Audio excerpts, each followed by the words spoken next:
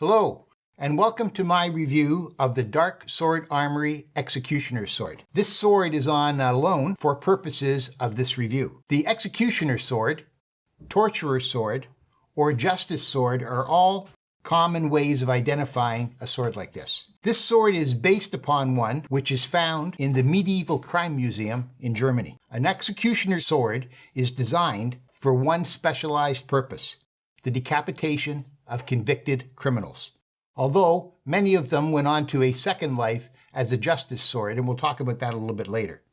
They were in common use in the 16th, 17th, and mid-18th century. They're two-handed swords. They have no point. They typically have short, or in some cases, no guard at all, and often very heavy, fancy pommels which are counterbalanced to a very heavy blade. They were used to make a horizontal swing to decapitate the criminal. While there are many good examples of swords like these in museums and private collections, there's still not a lot known about them. Common questions. Why the unique look? Not just a sword, a regular heavy sword. Why are so many of them highly decorated? And what's the purpose of these holes at the end of the blade? This sword has all those elements, so let's examine the sword in the light of these questions. The executioner's sword is 44.5 inches long, with a broad 2.5-inch wide blade, which is dual-edged. It's 34.75 inches long. It's made of 5160 high carbon steel, dual tempered. Has a short fuller which starts about 3 inches down from the guard, runs about 11 inches, and has an inscription in German, "I spare no one." The shape, if you can see, is highly recognizable. If you saw this sword, you would know it's not a common sword. The blade ends generally in a rounded or squared off end. Some people say that was to make sure the sword could not be sharpened to a point and used as a battle sword. Battle was considered a much higher purpose than that of being a sword that was used in executions. There's a bit of infamy that goes with the criminals, and also this is a very superstitious time, and people actually thought these swords had a soul of their own, and obviously an evil soul, and the sword had to be controlled by the executioner, and he was pretty much the only one who could control it. This is a fairly heavy sword, weighs in at just under 4 pounds. It has a point of balance way down the blade, nearly 10 inches, and that makes it very blade heavy, which of course is well suited to its purpose as a sword for decapitations, but not very good for a sword that might be used in battle. Very hard to control it after you've made your swing to recover and maybe make another swing or do a block. There's no need for a point on a sword like this. It's never going to be stabbing anyone.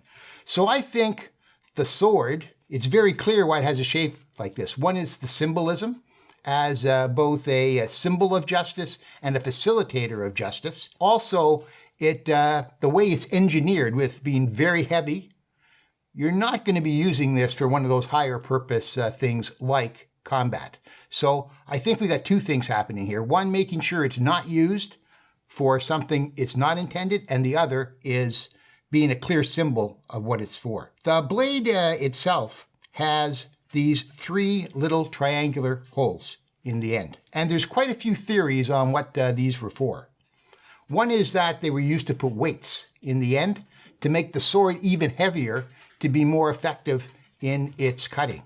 Well, I can tell you from cutting with the sword, it's heavy enough, it doesn't need any more weights.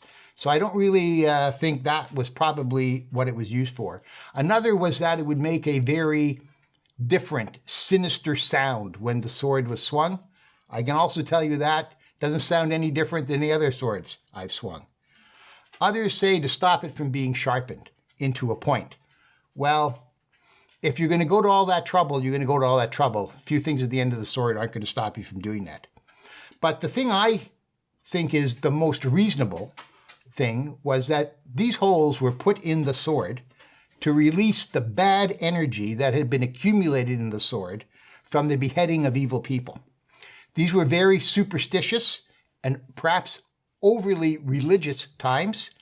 It's in the shape of the Father, Son, Holy Ghost. It's also in a triangle, sign of the Trinity. Now, some of these have holes as opposed to triangles. Some don't have 3, some just have 1 hole. But by and large, when you see these holes in the end of the sword, there's 3 of them. There's also a question as to when these holes would have been put in the sword. Were they done when the sword was in active use to release that pent-up energy, that evil energy, so the executioner could control the sword better?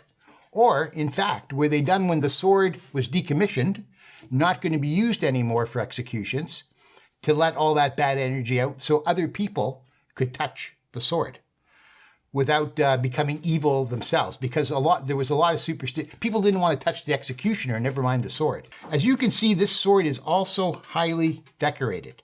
Again, the inscription, "I spare no one." This is acid etched. It's very well done. It's identical on both sides of the blade. The sword this is based on, that's not quite the case. It has one side very similar to what we're seeing here. The other actually had the executioner's name on it and a torture wheel and some other graphics. By the way, that was quite common on these swords as well. You can see coming up from the bottom, there's some flames. And in that, coming out of the flames, is Lady Justice. She's actually holding an executioner's sword and the scales. There's actually 3 skulls across the vine work. And then as you go up the vines, there's actually 4 demon heads kind of hidden in the vines. Very unique. The sword also has the year on it, 1729. Was that the date when the sword was made? Or was that the date that was put on it when fancier carving and the sword was retired and became a justice sword? Yes, there might have been some things on it, the name, some torture implements, different things like that. But the very fancy work, I think, primarily came later. And it was done for another reason. The sword was being retired and moving on to this other job, a justice sword. It would be displayed in the court facility where they would be holding the trials. It could be held in a procession when they were walking to take people to be adjudicated or to be imprisoned or something else. But it was no longer a facilitator of justice, but a symbol of justice. You know, the executioners were generally a poor tradesman. They weren't paid very well, and they were generally shunned by their people, so they had to do everything themselves. Swords were very expensive, and to do engraving at the time, like was in this sword, would have also been very expensive. The highly decorative nature, a lot of the very high decoration came later on, as well as the holes. So it was a process of converting this sword from a facilitator of justice to a symbol of justice. At any rate, the blade is really beautiful. It's quite interesting to look at. And every time I look at it, I see other things in the decoration. The hilt is also extremely well done. It's 9 3/4 inches long. It has a grip, which is 7 inches. The guard is quite beautiful, quite a heavy block here in the center, and then it flares out quite nicely to the quillions on the end. The grip itself is wood, wrapped in very good leather and stitched, and quite unique here as well. It has a ridge running on both sides of the sword this way, as well as some of the ridges you see here. Really comfortable grip, really quite different. And then this very large scent stopper pommel. It's 8-sided, and the tang is peened over the pommel at the end. Looks really good. From a flex and cutting point of view, this sword blade is very stiff. Takes a lot of energy to get it flexing as you go through it, but no problem. It bounces back to true without problem at all. From a cutting point of view, as you would expect, this sword is devastating. You know, whether it's large bottles or 6-inch thick corrugated cardboard packaging for heavy machinery, it just cuts through it like a knife through butter. Really quite amazing. The scabbard for the sword is, you know, the normal high quality Darksword Armory wood wrapped in leather and stitched. Overall, this is quite a different sword. A specialized purpose as both a symbol and a facilitator of medieval justice. It has a distinctive look. It's crafted extremely well based upon a historical example. The acid etching on the blade is the best I've seen. I have some Napoleonic swords that are acid etched, and the crispness of the lines, the uniformity of the depth, the quality of the artwork and images is really second to none. I plan to add this to my collection as it's a great display piece and a conversation piece. I probably would have preferred it unsharpened, because I think it's a sword that people will want to hold and look at and examine on an ongoing basis. I think it's really unique and would be a great addition to anyone's collection. Thank you.